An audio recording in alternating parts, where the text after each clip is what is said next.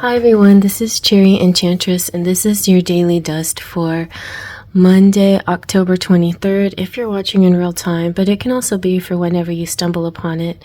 It's a timeless reading. So today I found out that my kids' grandmother on their dad's side passed away this morning, and I wasn't close to her. She lives in Mexico, and the kids weren't too close to her, but still, it's a sad occasion, and I want to dedicate the Santa Muerte reading to her. So, this is kind of a Halloween deck as well, but, and I'm doing a series leading towards Halloween. And it really, I mean, the Day of the Dead and everything that has to do with Halloween, All Hallows Eve, and All Saints Day, and All Souls Day, and those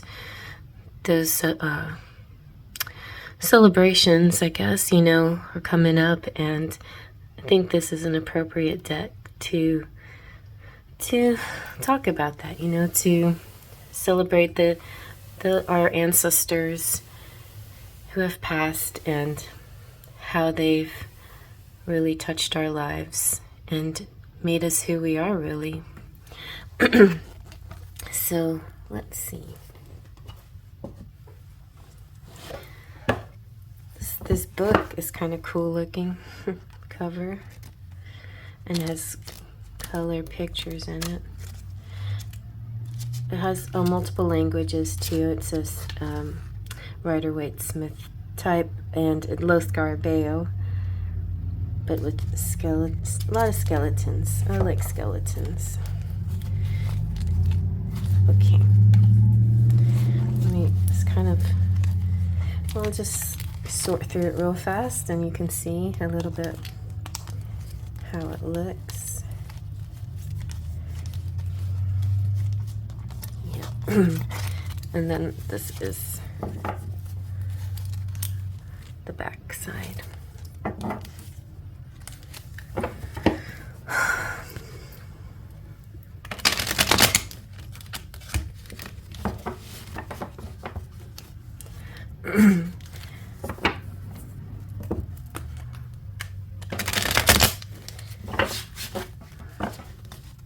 I'm glad that the kid's dad got to be with her before she passed away, because I know what that's like to want to be with your parent.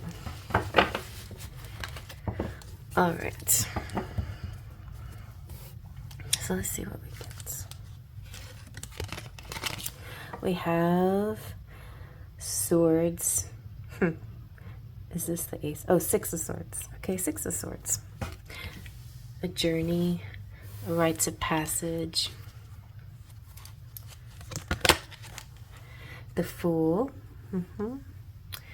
Sometimes this is kind of like impulsive, but it's a leap of faith. It's not always knowing you're going to land on the other side, but doing it anyway.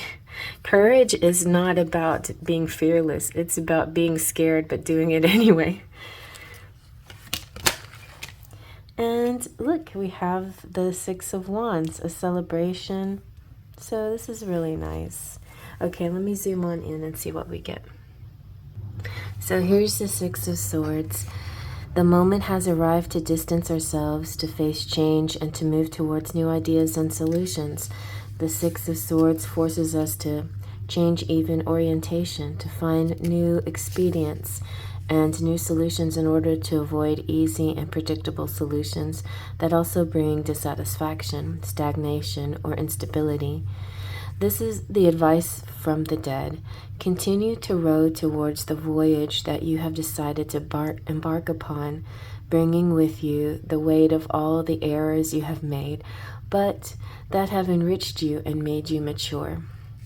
So this journey that you're about to take is kind of necessary and almost unavoidable, because it's like Spirit is saying you have to see it through.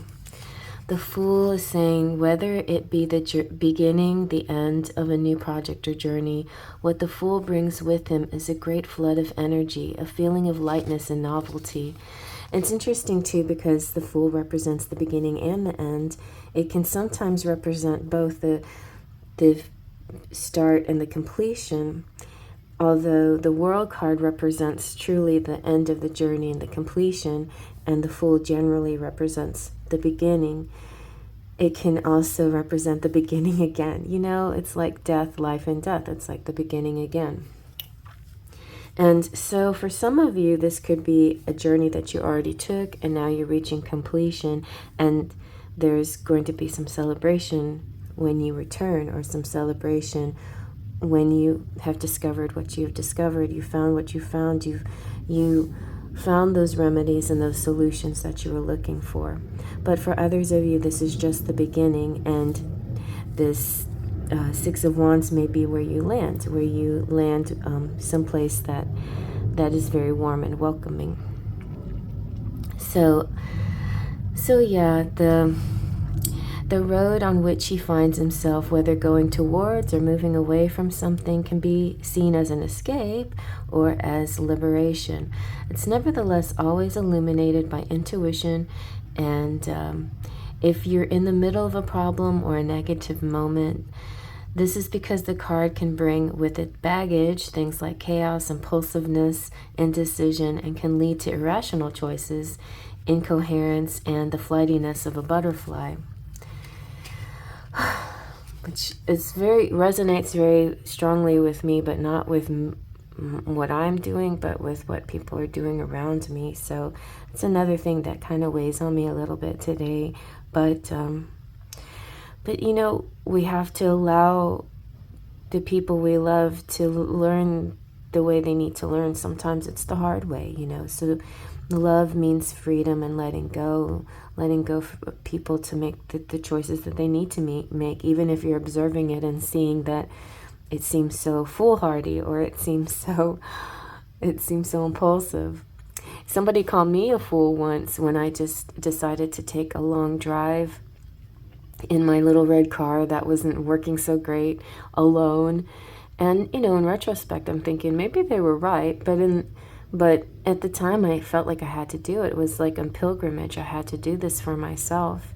And sometimes people just need to do this for themselves, and maybe you feel like you're one of these people too.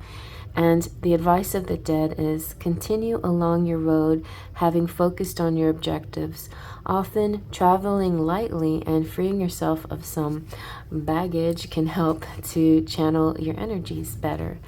And even if you're not physically going anywhere and you're just taking some kind of even spiritual journey, that could be symbolic of going on a spiritual journey and doing it lightly without carrying a lot with you.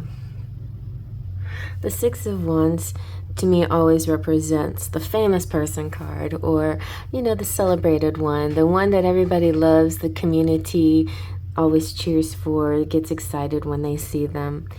The dynamism, energy, and creativity of this suit finds its expression in this card of victory, openness, and public celebration. It is possible to advance in your career, to realize profits and interests long desired. It can, however, also bring with it negative aspects of delays, deceleration, or abandonment of previous programmed projects. The advice of the dead is commit with boldness and with complete awareness of your gifts and your energy, but control your desires and your expectations that could cause you to make silly mistakes. So there you have it, that you're going on this journey, and I think the journey itself, whatever you're doing, liberates you to being actually more creative and finding solutions and new ways of doing things, and things that you might actually be celebrated for and get some acclaim for what you're doing. So being out there, being liberated,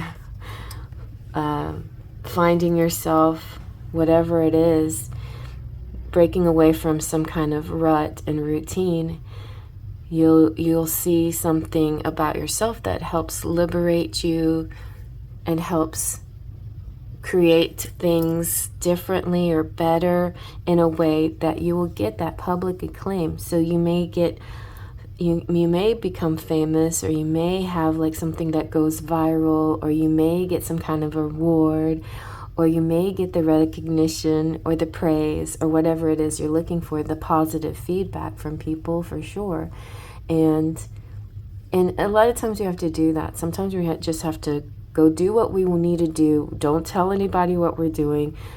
Succeed, triumph, and then show everybody what we just did. And then everybody will be behind you and say, yay, you did a great job. So, so sometimes that's the way to approach things. Instead of telling everybody your ideas and everybody poo-pooing your ideas, sometimes you have to keep your ideas to yourself and then go about it first before you getting any kind of green light or thumbs up from people around you. So I think, you know, life is a journey, and every day is choices, good and bad, and they all lead somewhere, and they're part of our growth, and they make us who we are. So I hope you like that.